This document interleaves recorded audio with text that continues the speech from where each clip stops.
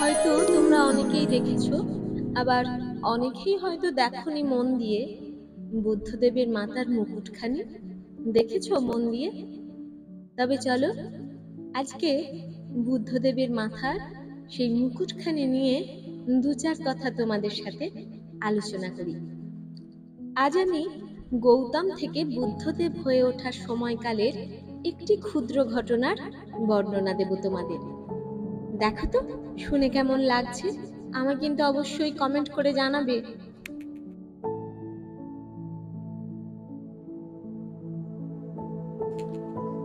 একের পর এক শামুক আসে আর বসে পড়ে।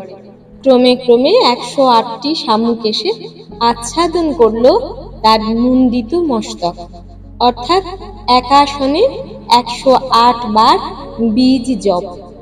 108 বীজ পদ্মমালা আর 108 শামুক একাকার হয়ে গেল বোধি ভাবনায়। সাধ করে যে কৃচ্ছ নেওয়া, তাই তো সাধন।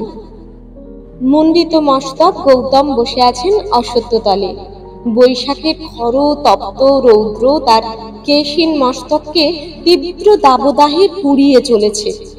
পথ চলতি শামুকটির বড় মায়া হলো যে আমার তো এইটুকু প্রাণ, অতি ক্ষুদ্র আমার আয়ুকাল, আজ না হয় কাল এমনিই যাব, কিন্তু এই রাজা, এর সব থাকতেও সাধন হতে নেমেছেন।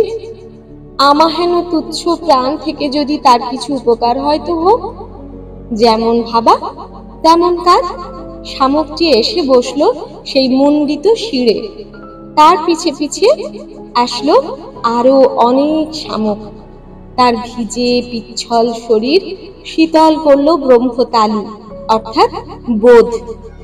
সুনির্দিষ্ট হলো আজ্ঞা। এইভাবে একে একে 108টি শামুক অনুসরণ করলো সেই পথ। গৌতম যখন বুদ্ধ হয়ে উঠলেন, শামুকগুলি ইহদেহ ছেড়েছে, কিন্তু রয়ে গেছে তাঁর শিরে 108 জপে তাদেরও সিদ্ধি হয়েছে যে আজও তাই অমন রূপেই তিনি আছেন। এও এক লোকশিক্ষা।